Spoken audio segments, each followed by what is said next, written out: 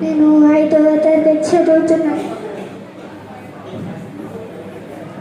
నేను పాడబోయేది పూలలోని జాతులై.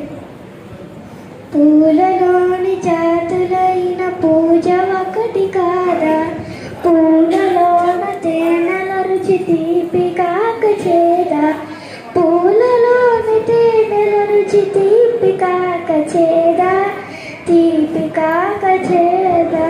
7 రంగులున్నగాని ఇంద్రధనుసు ఒకటి, కలిసిన వన్నెలన్నీ తెలుపు కాక ఏమిటి, కలిసిన వన్నెలన్నీ తెలుపు కాక ఏమిటి, తెలుపు కాక ఏమిటి.